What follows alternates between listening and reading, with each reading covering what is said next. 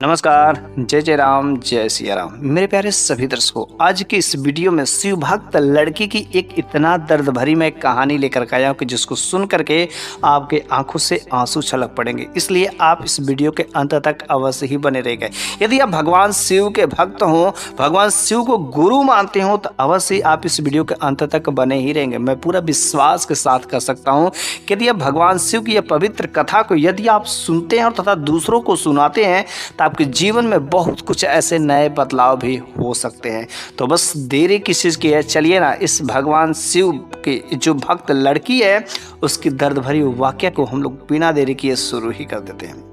तो एक बार की बात है कि एक विधवा औरत जिसकी जो एकमात्र एक ही बेटी थी, वह बेटी को बहुत ही अच्छे से खातिरदारी की थी, पालन पोषण में कोई चीज़ की कमी नहीं थी, लेकिन उसके पास इतना सारा धन दौलत नहीं था। वह गरीब थी और वह अपना रोजी रोटी के लिए वह अपने और अपनी बेटी को लेकर के पास की ही प्राइमरी स्कूल में जाकर के वहाँ पर भोजन बनाते थे, जिसके उपरांत तो वहाँ पर कुछ पैसे मिल जाते थे और बस किसी तरीके से उन दोनों को माँ और बेटी का जो है खर्चा चलता था। लेकिन ये सब काम करने के बाद जो दोनों माँ और बेटी थी, जो विधवा औरत और उसकी बेटी थी ना, वे दोनों भगवान शिव के बहुत बड़े भक्त थे। भगवान शिव की आराधना करते थे। सावन के जो सोमवार होते हैं, सावन में हर तरीके से भगवान शिव की पूजा पाठ करते थे और दूसरे को भी बताते थे कि हाँ, भगवान शिव की जो है ये व्रत करने से कितने फल मिलते हैं। और चूँकि वह भी लड़की भगवान शिव की भक्त थी, वह लड़की बड़ी हो गई और भगवान शिव की कृपा से वह लड़की वाकई बहुत ही खूबसूरत भी थी। कोई भी देखता तो मोहित हो जाता। लेकिन उस विधवा औरत के पास इतने सारे पैसे नहीं थे कि कोई बहुत बड़ा घर खानदान में देकर के शादी करे। लेकिन जब वह एक दिन स्कूल में वह काम कर रही थी तो वहाँ पर जो है एक रिश्ता उसके लिए आ जाता, उसकी बेटी के लिए, क्योंकि वह बहुत ही खूबसूरत थी और उसकी खूबसूरती को देख करके एक रिश्ता वहीं पर बात हो जाती है। तो वह जो है सोचती है उसकी माँ की मेरी बेटी का रिश्ता खोजने के लिए बाद में पता नहीं कहाँ कहाँ कैसा मिलेगा, और ये बहुत ही अच्छा रिश्ता आया, मेरे को तो देखने में अच्छा ही लग रहा। वो अपने बेटी से पूछती है कि बेटी क्या तुम्हें मंजूर है, और इस तरीके से बेटी के भी कह देती है कि मम्मी अगर आपको अच्छा तो मेरे में कोई आपत्ति नहीं, चूँकि बहुत ही संस्कारी थी और भगवान शिव को मानने वाली थी। और उसकी माँ ने अपनी बेटी की शादी जो है उस घर खानदान में कर देती है। शुरुआत के दिनों में तो जब शादी हो जाती तो पति तो इसे खूब जानता था, मानता था, प्यार करता था, क्योंकि उसकी खूबसूरती को देख करके। लेकिन जो इसकी सास माँ थी ना, वह सास इससे बहू से हमेशा जो जलना शुरू कर देती है। हमेशा जो है इसको देखना तक नहीं चाहती थी, परेशान ही करती थी, तंग करती थी। लेकिन यह कभी अपनी सास माँ से कभी जुबान न लड़ाई, कभी कुछ बोली नहीं। जैसा वह कहती थी वैसा ही करती थी।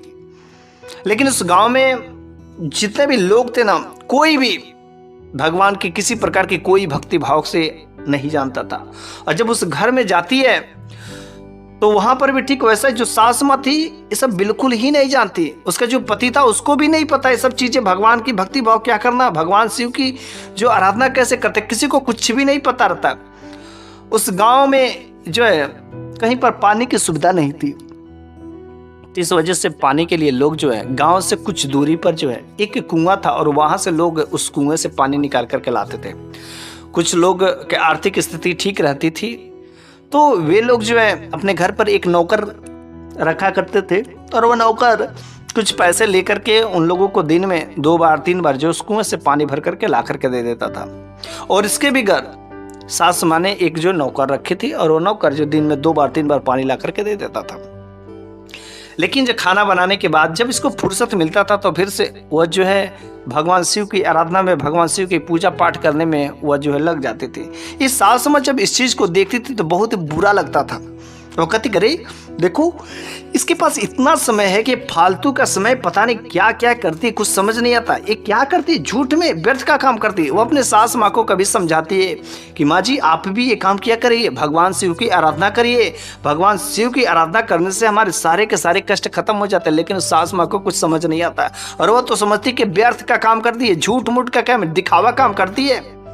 1 दिन होता है, 2 दिन होता है, 3 दिन होता है और सास माँ जो इस चीज़ को देख करके परेशान हो जाती है और एक दिन अपने नौकर से कहती है कि आज से तेरी छुट्टी हो गई, मैं तेरे को यहाँ पर अब कुछ नहीं करना, मेरा पानी कोई नहीं भरने जाएगा, बल्कि जो मेरी बहू है उसके पास बहुत ज़्यादा समय रहती है। तो वो अपने बहू को, जो नौकर को हटा करके कह देती कि अब तू ही जाएगी, पानी भर करके लाएगी और दिन में 2 बार 3 बार जाना है।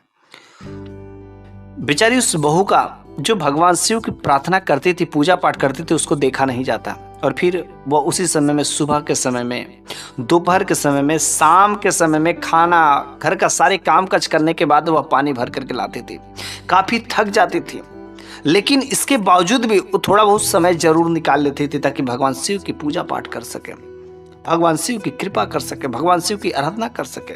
और यह जो कर्म उसके सास को फिर से देखा नहीं जाता। और दोपहर का समय था कि जैसे ही पानी लेकर के आती है, सास ने पैरों से ठोकर मार करके उस पानी को गिरा देती है, उस पानी के मटके को जैसे गिरा देती है।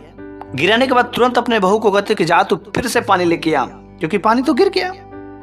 बहुत ही गुस्सा उसे लगता है, लेकिन जो भगवान के भक्त रहते हैं बहुत ही सहनशील होते हैं, बहुत ही विनम्र भाव के होते हैं। फिर से वह मटका उठाती है और फिर से वह पानी भरने के लिए चल जाती है। लेकिन जब पानी भर करके उधर से आ रही थी तो रास्ते में एक कुत्ता उसे नजर आता है और ऐसा लगता है कि वह कुत्ता बहुत ही ज्यादा प्यासा है। जब वो पानी लेकर के आती है तो उसके पास आकर के अपना जीभ जो है चलाना शुरू कर देता है और उसकी हरकत से ऐसा पता चलता है कि वह कुत्ता जो काफी प्यासा है। तो वह जो है उस कुत्ते को वहां पर जो अच्छे से पानी पिलाती है। पानी पिलाने के बाद जो अपने रास्ते के लिए फिर से चल पड़ती है, लेकिन वह कुत्ता उसका साथ नहीं छोड़ता। वह कुत्ता उसके पीछे पीछे उसके घर पर आता है, उसके घर के दरवाजे पर बैठ जाता है। अब तो हर रोज वह कुत्ता वहीं पर रहता, वह उस कुत्ते को पानी देती, भोजन देती, हर तरीके से। और वह जो उसके लिए मालकिन बन चुकी थी, लेकिन सास उस कुत्ते को महत्व नहीं देती थी, कभी इसको देखना नहीं चाहती थी। लेकिन वह कुत्ता अब तो उसके लिए रखवारी का काम कर गया था। जब जब वह पानी भरने जाती तो उसके साथ जाता और उसके साथ आता था। और एक दिन जब वह बहू जो है पानी भर करके ला रही थी तो अचानक उसके सर में चक्कर होता है और वहीं पर वह गिर जाती है। लेकिन साथ में उसका कुत्ता था, वहां पर कोई नहीं था। वह कुत्ता वहां पर भौंकने लगता है, लेकिन कोई अगल बगल कोई नजर नहीं आता। दौड़ा दौड़ा दौड़ा घर पर जाता है और उस समय उसका पति जो है घर पर रहता है और उसके पति को जो पकड़ करके कुछ गाँव वालों को वहां पर जो ले करके आता है। तो जब उसका पति देखता कि मूर्छित पड़ी है, बेहोश पड़ी है, उसको तुरंत जो हॉस्पिटल लेके जाता है। और हॉस्पिटल में जब डॉक्टरों ने चेक किया तो पता चलता है कि अरे खुशी की बात है कि आपकी पत्नी गर्भवती है और जो यह बच्चे को जन्म देने वाली है। पति तो बड़ा खुश होता है, लेकिन उसकी सास खुश नहीं होती है। वह नहीं चाहती है कि वह जो है उसके बेटे के नज़र में और अच्छे हो जाए, क्योंकि अगर वह बच्चे को जन्म देती तब तो मेरे बेटे के नज़र में और अच्छी हो जाएगी। लेकिन मैं चाहती हूँ कि इसका बेटा या बेटी जो कुछ भी जन्म लेने से पहले इसका संतान उसके कोख में ही मर जाए। अब तो वह सोचती कि उसके साथ में और जो हार्ट सजा दिया जाए, कुछ और ही काम करने को। बेचारी तब भी इतना गर्भ से होने के बावजूद अब वह पानी तो नहीं ला सकती, लेकिन इसके बदले वह जो घर का सारा कामकाज, बर्तन धोना, कपड़े धोना, इस सब कामकाज वो करवाने लगे। घर का पोछा मारना जबरदस्ती, ना चाहते हुए, नहीं मत करता, लेकिन उसके बावजूद भी वो करती थी। कपड़े धोने के बाद और एक दिन गजब की बात तब हो जाती है कि जब एक बार वह जो है अपने कमरे में बैठ करके सवेरे नहा धो करके फ्रेश होकर के और भगवान शिव की विनती कर रही थी। और जब वह भगवान शिव की विनती करती, आराधना करती, तो वह मस्त अपने लगन में हो जाती। और उसकी सास तब तक आकर के बगल में चिल्लाती, अरे सुन रही हो, अरे सुन रही हो, बाहर कुछ काम पड़े उसको करना है। लेकिन वह इतना अपने भक्ति भाव में लीन रहती है कि उसे कुछ सुना ही नहीं देता। लेकिन तब तक उस सास को 2 बार 3 बार बोलती है, और जब वो नहीं कुछ रिप्लाई देती है, कुछ आंसर नहीं देती, वह तुरंत उसका बाल पकड़ लेती है और बाल पकड़ के खींच करके गिरा देती है। और गिरा कर कहती है, अरे तेरे को कान नहीं है, तेरे को सुनाई नहीं देता, तब से मैं चिल्ला रही हूँ, कुछ मैं कह रही हूँ। अरे बाहर कुछ मिट्टी पड़े, उसको उठा करके घर के अंदर रखना है, काम है, चल यहाँ पर। ये फालतू के काम जो करती है इसमें कुछ नहीं होने वाला है। बेचारी वह जो है वहाँ से उठती है और टोकरी लेती है, फावड़ा लेती है, और प्रेग्नेंट होते हुए भी वह जो उस मिट्टी को भर रही थी। लेकिन जब मिट्टी को अभी एक ही बार तो लेकर के गई थी, तब तक दूसरी बार भर रहे तो उसके पेट में अचानक तेज का दर्द होता है और वहीं पर वह गिर करके चीखने लगती, चिल्लाने लगती है। वह सास उसकी आवाज़ को सुनती है, लेकिन वह सास इतनी निर्दयी सास थी कि उसके पास नहीं जाती। अगल बगल के लोग, मोहल्ले वाले वहाँ पर आ जाते हैं, लेकिन उसकी सास वहाँ पर नहीं जाती। उसका बेटा भी वहाँ पर आ जाता है। तुरंत भगे भगे लोग ले जा करके अस्पताल में भर्ती करते हैं और अस्पताल में एडमिट होने के बाद नॉर्मल डिलीवरी होती है और उसे एक नहीं बल्कि 2 संतान की प्राप्ति होती है। लेकिन उस गांव में जो एक व्यवस्था थी, बहुत ही जो विचित्र व्यवस्था थी, उस गांव में किसी भी लड़की को कोई इज्जत नहीं दिया जाता था। लड़की जन्म होते ही उसको मार दिया जाता था। और जब इसके साथ भी 2-2 बेटियां पैदा हुई तो इसका पति ने जब देखा तो बहुत ही गुस्सा हुआ और कहता, करे तूने पैदा भी किया तो बेटी, और तेरे को नहीं पता इस गांव में बेटियों की कोई इज्जत नहीं होती है। बेटियों को जन्म लेने से पहले अगर पता चल जाता तो उसे मार दिया जाता है। तुमको इस बेटी को मारना ही पड़ेगा, चाहे कुछ भी हो जाए। वह कहती कि नहीं, आप ऐसा काम नहीं कर सकते। अगर बेटियों को मारना तब इससे बेहतर है कि मेरे को भी मार दीजिए। वो कहता है कि नहीं, मैं तेरे से प्यार करता हूँ, मैं तेरे से प्रेम करता हूँ, मैं तेरे को नहीं मार सकता हूँ, लेकिन इन बेटियों को मेरे घर में कोई भी जगह नहीं है। और जब बेटियों का जन्म होने के बाद सास तो ऐसे लगता है कि अब उसको खा ही जाएगी। और सास अपने बेटे से कहती कि देख लो बेटा, खैरियत नहीं है, इन बेटियों को मारना ही पड़ेगा। वो कहता है कि नहीं, वो तो अपने पास ही हमेशा रखी है, कैसे इन बेटियों को मैं कैसे। वो अपने छाती का दूध पिलाती है, लेकिन एक बार उसकी तबीयत थोड़ी सी खराब हो गई थी तो उसे बाहर का दूध जो पीना पड़ा। और जब बाहर का दूध पीना पड़ा तो उस दिन उसकी जो सास माँ थी ना, दूध लेती हैं और दूध लेकर उसमें जहर मिला देती हैं और कहती कि देखो उसका तबीयत खराब है बेटा, और इस जहर मिला हुआ दूध को ले जाकर के बच्चे को पिला दो, और बस बच्चे मर जाएंगे दूध पीते ही। लेकिन ये सारा का सारा काम जो जहर मिला रहे थे तो कुत्ता देख रहा था, और कुत्ता समझ जाता है कि कुछ ना कुछ गड़बड़ है। और जैसे उसका बेटा जो दूध लेकर के उस बच्चों को पिलाने के लिए जाता है, तब तक कुत्ता दौड़ा दौड़ा जाता है और उस दूध को मुंह से पकड़ करके गिरा देता है।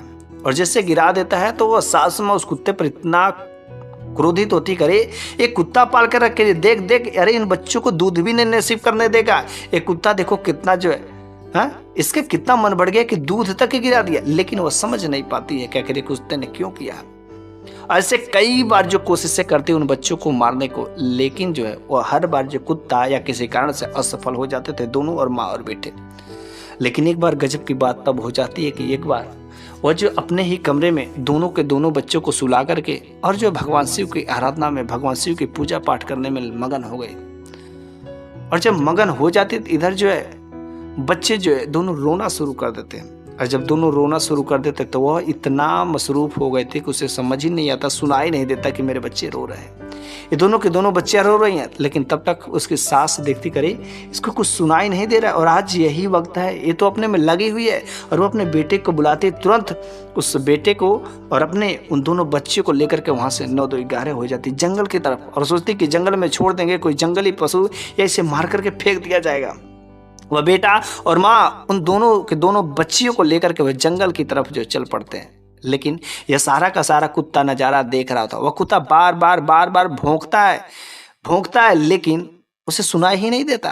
कुत्ता आज तक इसके पहले कभी घर के अंदर नहीं प्रवेश किया था, लेकिन उस दिन वह उस हद को भी पार कर देता है।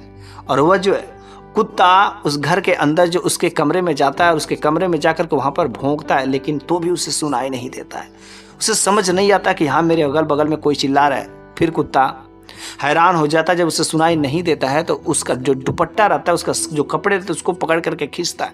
और जब उसके कपड़े को पकड़ कर खींचता है तब कहीं उसे ध्यान टूटता है और उसे होश आता है। कुत्ता जो तुरंत उस चारपाई पर ले जाता है जहाँ पर बच्ची को वह लेटाई थी, लेकिन जब घर में देखती कि ना बच्ची है, ना मेरी सास माँ है, ना मेरा पति है, और ऐसी मेरे बच्चे को लग रहा मारने के लिए लेकर चलेगा। वो कुत्ता आगे आगे और उसके पीछे पीछे कुछ गाँव वाले और ये भी लोग जाते हैं। और जिस जगह पर, जिस जंगल में वे दोनों माँ और बेटे उस बच्चे को मारने जा रहे थे ना, रास्ते में जो है एक भगवान के भक्त, एक साधु बाबा, ऐसा लगता है कि भगवान शिव ही मानो जो वहाँ पर जो रूप बदल करके वहाँ पर रास्ते में आ गए हो। और वह कहते, करे आप लोग इन दोनों के दोनों बच्चों पर क्यों जुर्म कर रहे हैं? ये दोनों बच्चों को इस जंगल में कहाँ ले जा रहे हैं, क्या करने के लिए ले जा रहे हैं? तो वह बुढ़िया कहती है, करे तू आ गया, अरे बीच में तू मेरा रास्ता रोकने के लिए आ गया। तेरे को नहीं पता कि हमारे गांव में बेटियों को इज्जत नहीं होती है, और मेरी बहू ने बेटियों को जन्म इसलिए इसमें बेटियों को मारने के लिए जा रही। वो साधु बाबा कहते, अरे ये बेटियां ने आप लोगों को क्या बिगाड़ा है, क्या कर्म किया है, ऐसा क्या गुनाह कर दिया कि जिसकी वजह से इनको बिना मतलब के मारने के लिए जा रहे हैं? ये करना गुनाह है। लेकिन तब तक जो कुत्ता उसकी माँ को भी वहाँ पर लेकर के चली जाती है। उधर जो है वह लड़का जा करके गड्ढा लगता है खोदने, और गड्ढा खोद करके सोचता है कि जल्द से उन बच्चों को उसी के अंदर दबा करके मिट्टी से दाब देंगे और कुछ ही समय में मर जाएंगे। और गड्ढा खोद दिया रहता है, और गड्ढा जैसे खोदता है ना तो उसके अंदर से एक बहुत ही बड़ी छिपकली के आकार की निकलती है। और जैसे छिपकली के आकार के निकलती हुई छिपकली वहां से निकलते ही उस लड़के पर, उसके पति पर जो तेजी से हमला कर लेती है और उसका मुंह जो नोच लेती है, गर्दन काट लेती है और वहीं पर वह मर जाता है। उसी गड्ढे में वह भी गिर जाता है।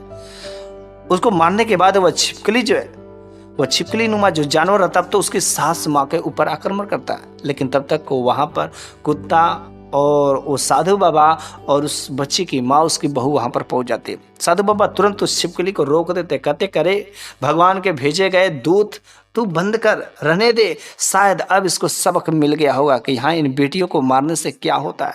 कहे तुमको नहीं पता है कि रहने दो, शायद अब इसको सबक मिल जाएगा। वह तुरंत जो बहू जाकर अपने दोनों के दोनों बच्चे को ले लेती है।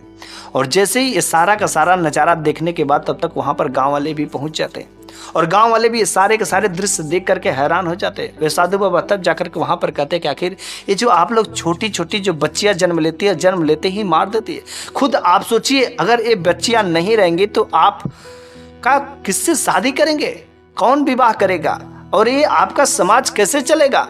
ना तो बेटियां पैदा होंगी और उसी बेटियां जो कल माँ बनती है, फिर आपका माँ कौन होगा, आपका घर खानदान कैसे वंश बढ़ेगा। इन बेटियों को मारना बहुत ही गुनाह होता है।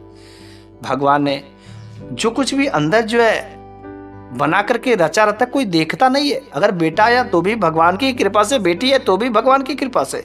इसलिए जो कुछ भी उन्होंने गिफ्ट के रूप में दिया हमें स्वीकार करना ही पड़ेगा। अगर आप लोग भगवान के नियम के खिलाफ जाएंगे तो सोच लो ऐसा ही सजा मिलेगा। और कुछ ही समय बाद भगवान व साधु बाबा वहां से समझाने के बाद और कुछ दूर जाते ही गायब हो जाते हैं, अंतर्ध्यान हो जाते हैं। गांव वाले कहते रही साधु बाबा कहाँ गए, अभी तो वहीं पर थे। उसकी बहुत समझ जाती कि बस भगवान सी हुए किसी न किसी रूप में आए थे हमारी रक्षा करने के लिए, हमारे बच्चे को बचाने के लिए। और वहां पर उस दिन से सारे के सारे लोग जो है भगवान शिव के भक्त बन जाते हैं। क्योंकि वह जो बहू जो है जब पानी भरने जाती थी वह जो महिलाएं रहती थी उनको भगवान शिव के बारे में बहुत कुछ बताती थी। कुछ औरतों को अच्छे भी लगते थे, कुछ औरतों को बुरे लगते थे, लेकिन जिन औरतों को बुरे लगते थे उनके लिए आज एक गवाह बन गया था, प्रूफ बन गया था, जिसकी वजह से पूरे गांव वाले भगवान शिव के भक्त बन जाते हैं और भगवान शिव की जय जयकार करने लगते हैं। और उस दिन से उस गाँव में किसी भी बच्चियों के ऊपर कोई भी अत्याचार, किसी भी प्रकार का जो है कोई भी जो गलत काम नहीं किया जाता था। तो बस मेरे प्यारे सभी दर्शकों, आज की जो शिव भक्त की कथा है आपको कैसी लगी है कमेंट बॉक्स में जरूर बताइएगा।